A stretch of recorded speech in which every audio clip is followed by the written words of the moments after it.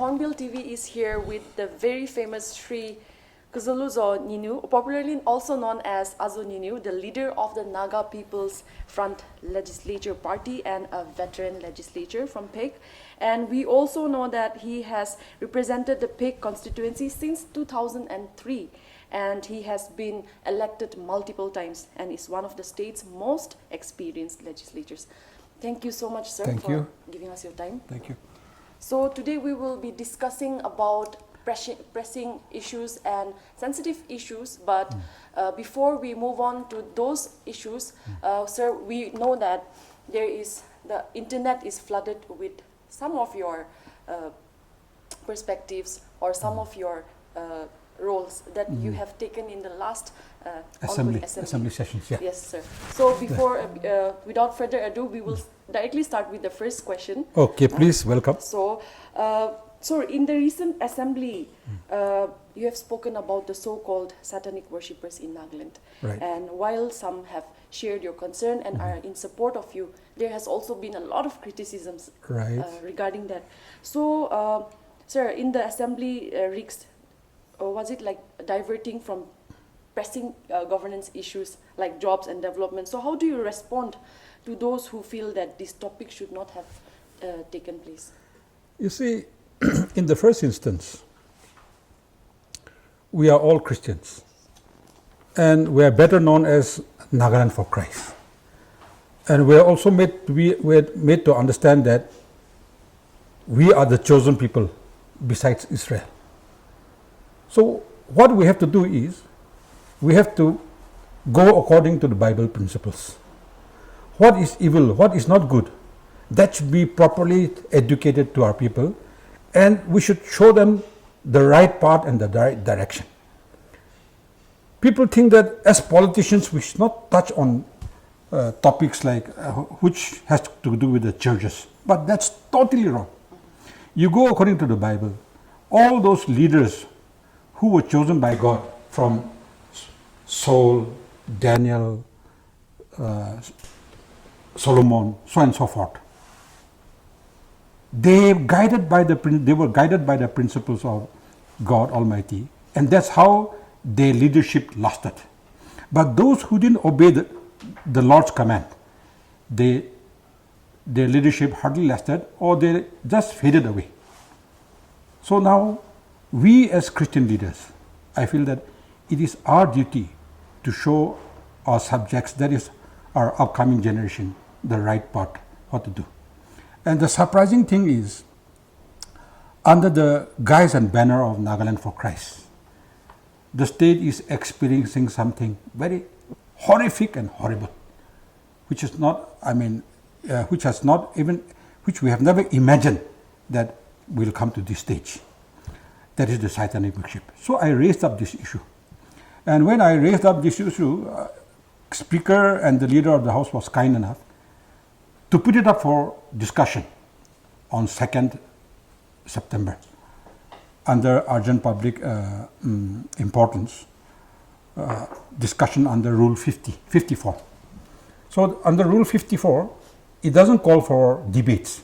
I'll just highlight what is happening in and around the state, and the rest of the case, that is the wisdom, is left to the assembly as what action to take.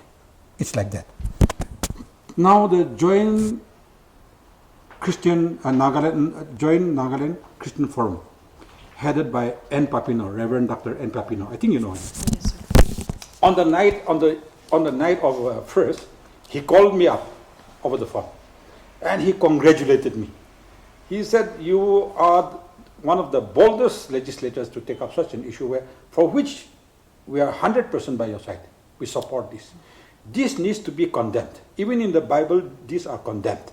And so therefore, we are so happy we will be writing a support letter addressed to the Speaker." So I welcomed it.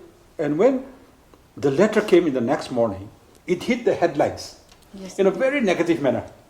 So when I saw the papers in the headlines, I was more excited to discuss this topic in the House. In fact, it gave me more inspiration to speak on this topic and give some clarity to the general publics. But in their point number 2, they said unnecessary discussion may more popularize this worship. So it did not be discussed. Okay. That's how the leader of the house and the speaker thought this time around we need to do more further study on this. And in case it needs to be discussed also, we can take it up in the next session. So for which I thought it was more appropriate, and I gave up the idea of discussion. But here, let me be very friendly. Hindu states like Bihar, Chhattisgarh, Jharkhand, Odisha, Maharashtra, Assam, Rajasthan, so on and so forth. They have brought up their own ordinance against these satanic worships. Because satanic worship is to do with human sacrifice, sexual immorality, lies, stealing, all these things. Even the law under Indian Penal Code, IPC, these are banned.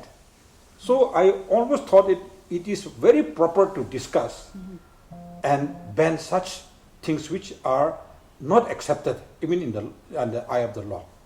So my perspective is, if the Nagaland Joint Christian Forum wanted us to take action, how can they tell us, don't discuss and take action? Supposing I'm going to take action on you, is it not necessary for me to discuss about your faults, your behavior, what went wrong, how did it go wrong, and what action should we take, isn't it? Yes. Without discussing, if I'm going to say blindly, take action on her, bind her up, put her behind bars, then that means we're not actually studying the case of what is actually happening and what is actually supposed to be done. So I felt it's very proper to discuss. So I'm hoping that the wisdom of the house will come up one fine day that this needs to be discussed. And of course, we need to formulate some action or pass some bills in order how to ban this satanic worship. Now remember, our faith allows faith healing, isn't it? We believe in God, we are Christians, and there is a lot of faith healing going on. Even that faith healing was banned by Assam, by passing an ordinance. So for us, immorality, human sacrifices, so on and so forth, how can we not pass an act? But that's purely my personal view. Okay. Thank you. Thank you so much for giving such a good explanation on whatever questions were raised for you. So, having spoken about the satanic worshippers, there was another topic that you came up with in the assembly. Yeah, and protection that was of indigenous people. Yeah. So, you had highlighted the issue of the influx of the immigrants, of the illegal immigrants, and even proposed the creation of a Department of Indigenous Affairs. Right. So, why did you feel that this was urgent and to raise at this point of Nagaland's history? See, this need no proof and evidence. The demographic changes that is happening in Dimapur is alarming. I also stated in the assembly that during my late 80s and early 90s, I used to be a student in Dimapur College and I was studying there. Later on, I tried to do some business also. I was doing some businesses. That time, the demographic changes was not much. The non-local people were not actually much visible. But after 30, 40 years down the line now, we can see a lot of changes happening in our own eyes. So I thought the government is doing well. No doubt it is doing well under ILP. They have improvised the system of ILP also, which was stated in the 15 August speech also. Yes. We have to congratulate the government. But for me, what I want to say is there is still room for improvement. Till such time we go from bad to worse. Because the recently checking of illegal immigrants in Assam, which Assam government took up in the late July. There was a big hue and cry. Yes. There was an alarming thing that came out in the social media was like around nearly 200 vehicles tried to enter Nagaland through The borders. through New Land. Yes.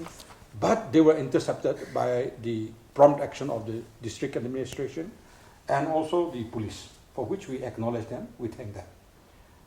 But that was a huge number, so it went checked, isn't it? Yes. But how many are going unchecked? Because, trust me, we share 512.1 kilometers border with Assam. And we have some future gates. There, they are totally being checked. In town, ILP is being imposed. But in the jungle side, there is no borders. People are entering on cycles, foods, or in any manner. It's going unchecked. So this way, infiltration is increasing more and more day by day. So what I thought was, the need of the hour of the government is to have a department. And to create a department, we do not worry about much, because we already have a department in place, like Tribal Affairs Department or Minority Affairs Department. This can be clubbed up, and we can make it into a multiple department called so-called Indigenous and Tribal Affairs Department. Okay. So that the department is already there. Now when you talk about manpower, you need a lot of money. The government may be worried about that money. But that money side also, we need not worry. Why? Because we have so many offices, departments, where all the employees are getting paid without job. They don't have any job. For one example, let me give you an example. Printing and stationery. Printing and stationery, I can tell you there are more than 300 employees who are just getting their pay without any job. So they can be transferred to the new department, given new assignment, and that's how we can have a 24/7 round the clock check on illegal immigrants. Because otherwise, we may become another Tripura. Look at what is happening in Tripura. What is happening in Tripura? Tripura, this illegal immigrants has overtaken the indigenous population because of humanity. It was in the year 1947, during the Great Partition between Pakistan and India, was when it was divided. Yes. Bangladesh was betterly known as East Pakistan. So when East Pakistan was there, many wanted to side with Indians. They wanted to become Indians rather than being in East Pakistan. Many sided also wanted to be a part of East Pakistan rather than being Indian. So there, during that time, there were a lot of, human crisis, killing, so on and so forth. So looking at that stage, the king of Tripura at that point of time, he accommodated all the illegal immigrants from Bangladesh, that is East Pakistan. And today they have become minorities. They have 60 seats, MLA seats, Tripura. Today they have come down to 20. The indigenous people, they have only 20 seats. In the next election, mark my words, you write it down in the pen also, it'll go below 20. So these are the things that is happening. So looking at those things, I think we also need to start taking steps. It's not that, I'm not saying that government is doing nothing. No, they're doing well. But what I mean to say is, we need to be more alert, and there is a lot of room for improvement in order to check these illegal immigrants. That's what I want. And that's how we protect our indigenous people. I think I remember you speaking in the assembly about these issues. Yeah.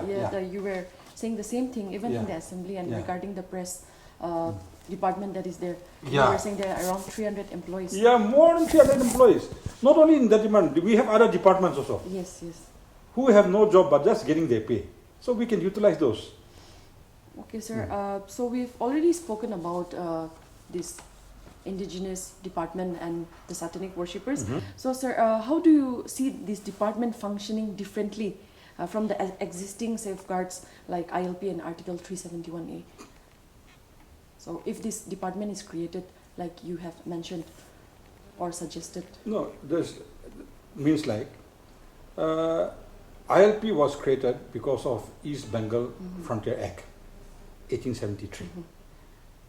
In other words, it's called ILP, which has given birth to ILP. So because of this act, today we are safe.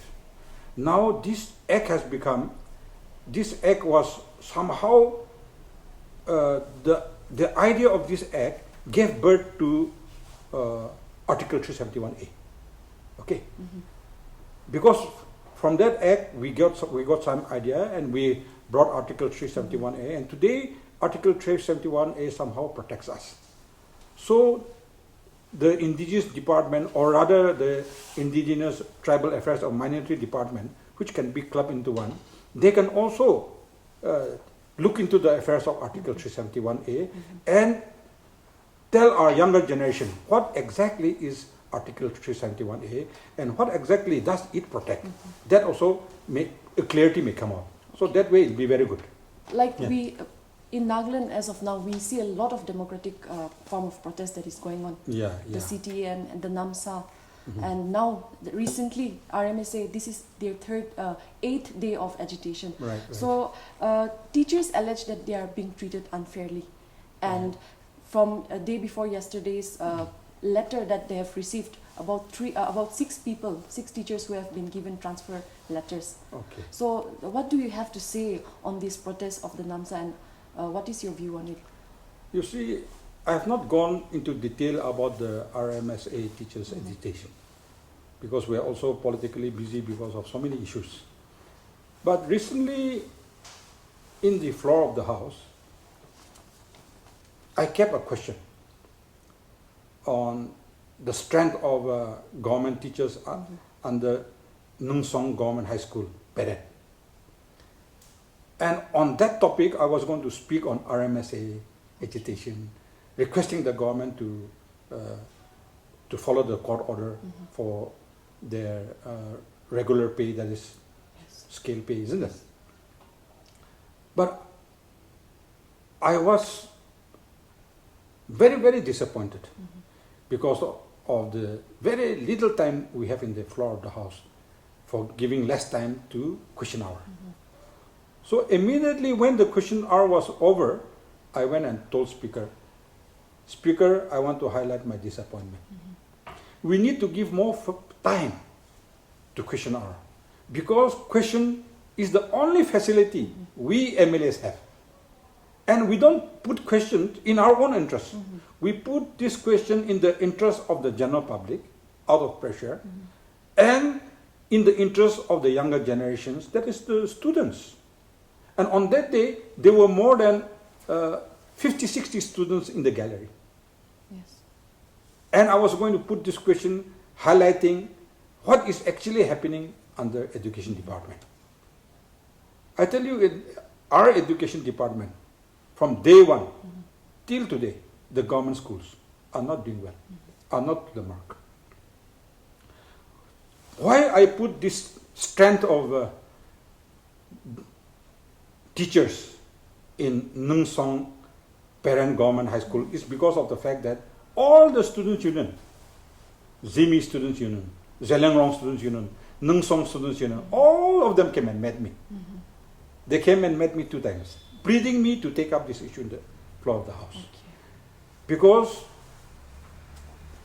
their teachers, they have very shortage of teachers. And the surprising thing is, unqualified teachers, untrained teachers, like Mr. Tusar Humtoy, who's a vocational teacher, He's a vocational teacher. But he's teaching science from class 8, 9, and 10. Without any science background. He's being asked to teach science. He's a vocational trainer. Now again, the funny thing is, Nam Kuk Tul, one Mr. Nam Kuk Tul, who is a chokidar, and the other is a carpenter, Mr. Nang Tuk Lak. They are teaching maths, they are teaching science, social science, and English in government high school, Nung Song, without any qualification background of these subjects. So this is the condition of our schools. If we are giving them such teachers, what type of quality education we are giving to our youngers? And what do we expect in the future? One thing we all must remember and know is the strongest pillars for a strong and vibrant society is human resources development. When you talk about human resources development, we talk about good universities, good colleges, good government high schools, good middle schools, good lower KG schools, isn't it? Yes.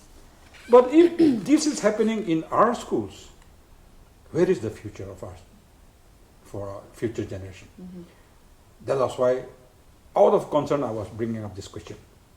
Now, during 2021, when the Pre-Teachers Association, Private Teachers Association, I think, they gave an RTI to the government of India for the vacancies.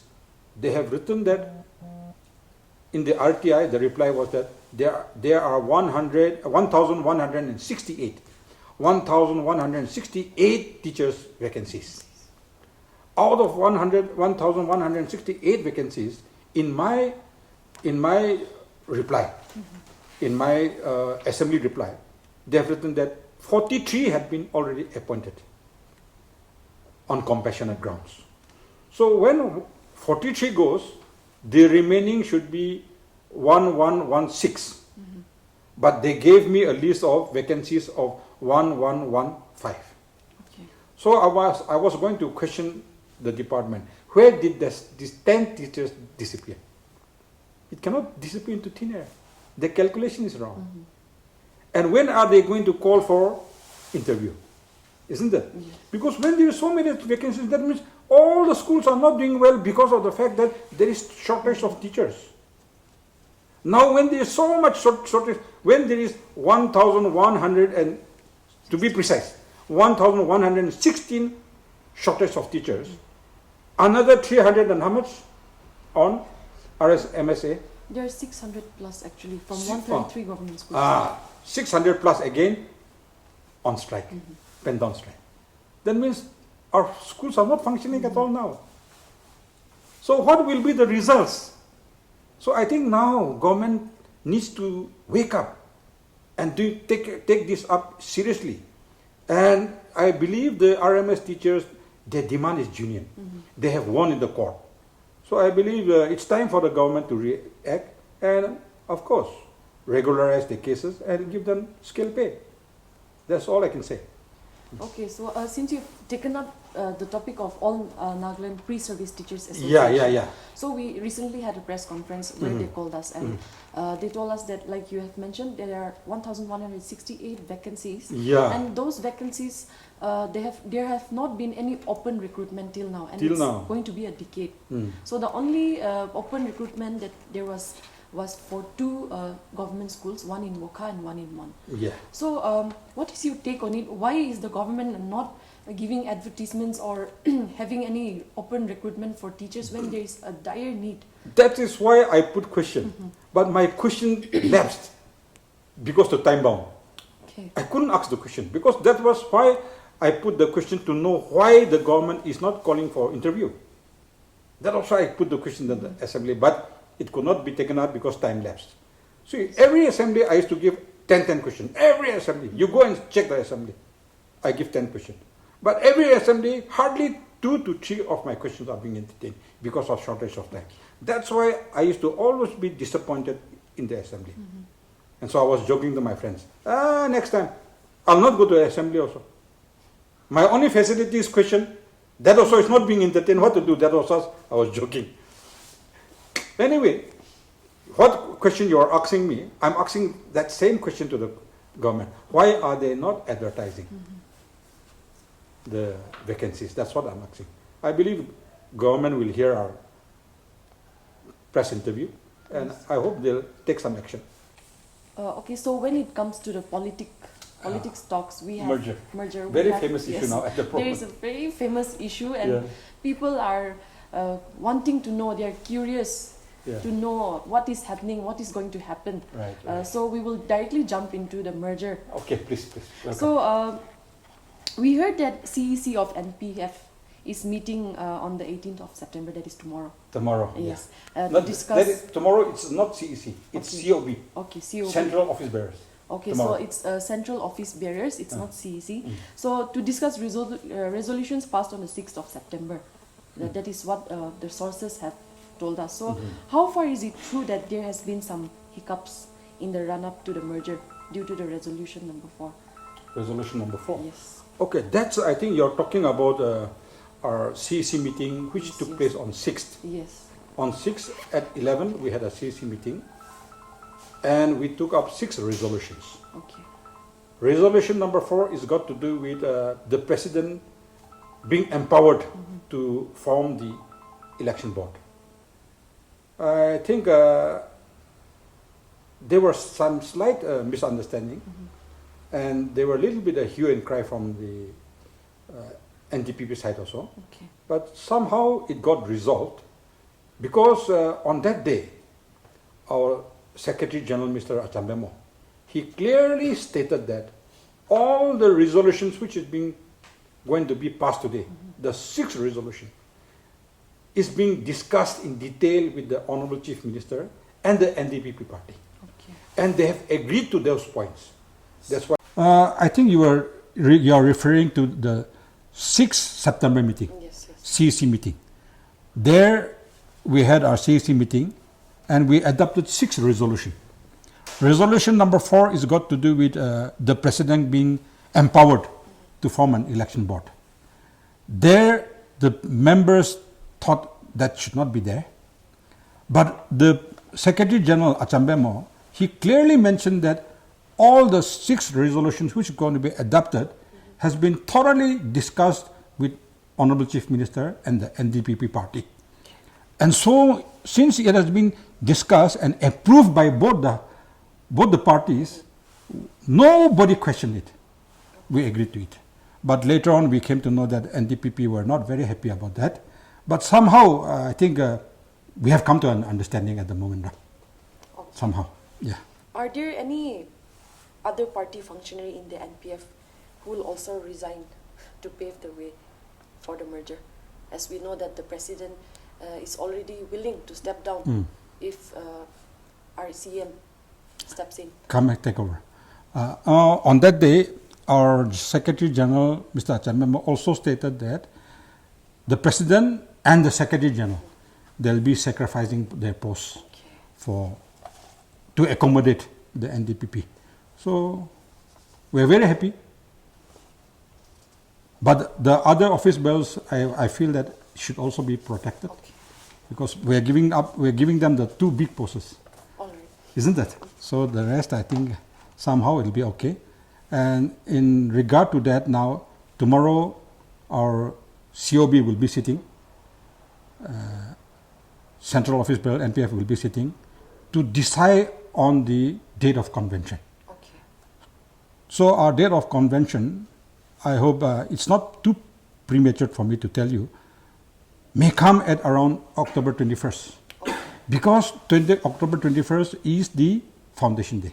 All right. Our NDPP, they have set it on 18 October, isn't it? Have you Yes, seen that? yes. They're going to sit on 18 October, and then after they sit, after they agree to merge, then the whole thing will conclude by 21st October. That is what I believe, subjected to correction, okay? Okay. Besides that, any other resolution, I don't know. They may come up with other resolution also, but I don't know. But this is happening because of divine intervention, number 1. Number 2, this is the wish of the entire Nagas. The Nagas want only one regional party, because having 2 regional parties in a small state like us cannot survive. Yes. So this is why, in the interest of the Nagas, the 2 regional parties have already decided that we should come together. Okay. So, regarding that, what specific policy or strategic differences are there between NPF and NDPP? Like, made a merger is a preferable option now. So, rather than strengthening the NPF No, or the NDPP? There is no differences. Our ideologies, our principles are almost similar. So now we'll just combine and bring out one constitution under NPF. That's all. Okay. So, Will the merger include a written, legally enforceable guarantee about the Naga political talks, the peace Oh process? no, that too we cannot guarantee. See, Naga political issue is nothing we can guarantee. It's in the hands of Government of India. But now that we have come together, we can push the issue faster and harder. Okay. More committedly, we can start pushing this. So we know that several NPF leaders were expelled or left amid earlier factional riots. So what assurances are being offered to former NPF MLAs, organizers who were sidelined? So will they be restored with positions because now they have been invited? See, that we leave it to the new leader who's coming, that is our Honorable Chief Minister Rio. He will be coming and taking over, and then he will decide what to offer them, what not to offer them. But as far as tickets, I think nobody will be in a position to offer tickets to anybody at this moment. Because election is such a game. Today your position may be good, tomorrow your position may deteriorate. So at the end of the day, when the ticket issuing day comes, only those winning candidates will be given.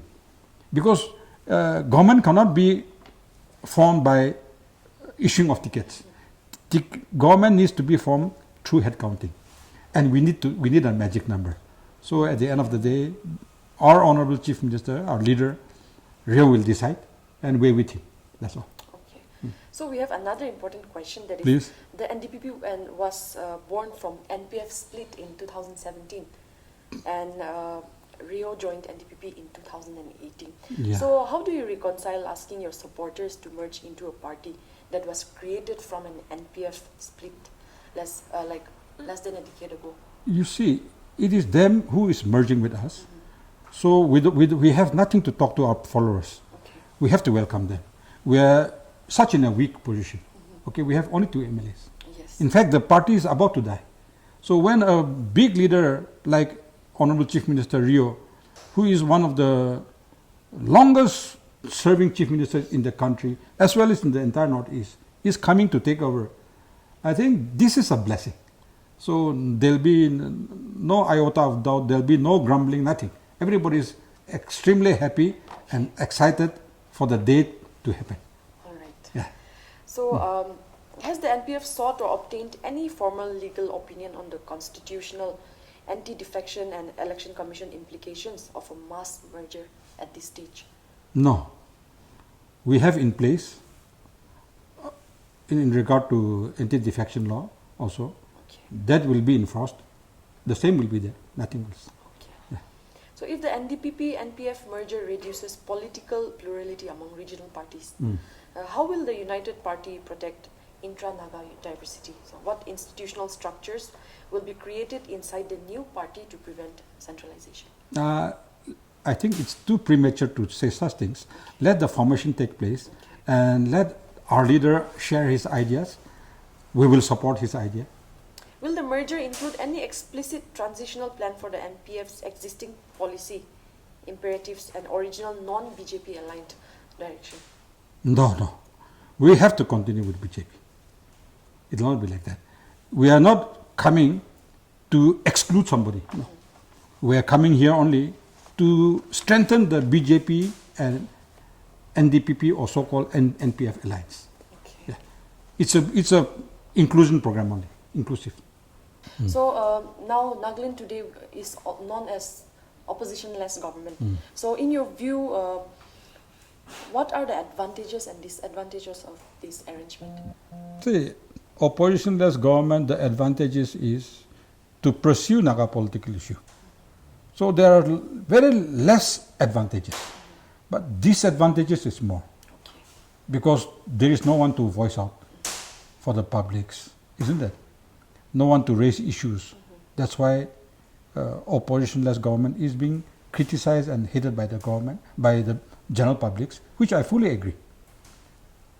But now that we are coming together, we will see that now, since we are in the house, within the house also we'll try to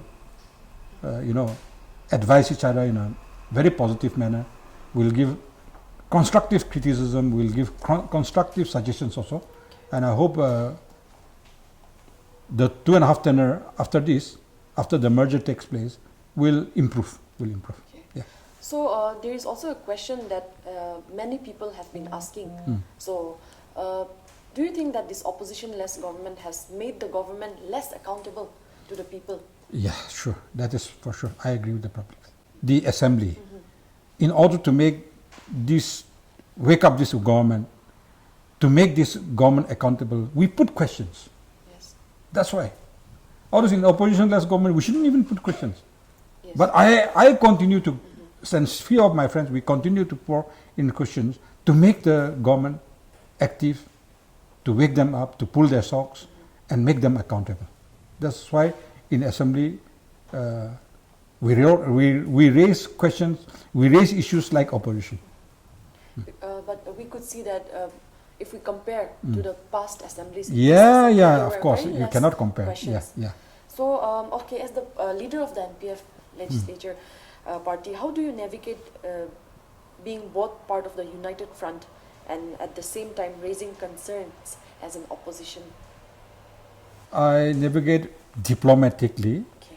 and that's what I already told you. I put constructive criticism, constructive suggestions also, in order to activate the house. Okay. So, sir, if you were given a choice, this is just like a rapid fire. It's very unannounced. So, if given a choice, unity without opposition or democracy with strong opposition, what would you choose for Nagaland and why? Democracy with strong opposition. And why? Why Because would you that accounts for accountability and transparency, Okay. and that accounts for strong governance. Okay. So we've already spoken on issues ranging from education and teachers' agitations to indigenous rights, the influx of immigrants, Right. and the NDPP and NPF merger that has been making rounds in the internet. So if you had to set just one priority for Nagaland at the moment, right now, so what would the one thing you believe will shape the future of our people, what would that be? And this is my last question to you actually. Rule of law. You see, nothing is in order. No one respects the government, no one respects the authorities, no one respects the departments, no one respects the police department. Everybody is in his own world. Shouting at the government, giving ultimatums to the government. These are not the way to function. There are certain ways and means to approach the government, to approach the leader. Why is this happening? Because there is no rule of law. Everybody is at par with one another, at equal. No one respects one another. But when you enforce rule of law, then that stage of respect will come.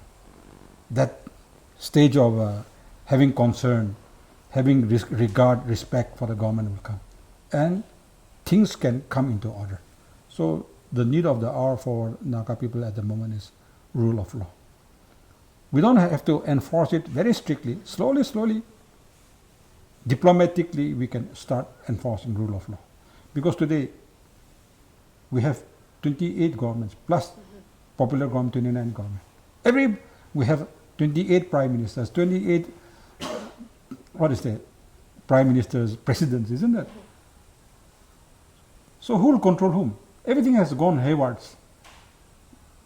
So we have to also make them understand that this is not the way to function.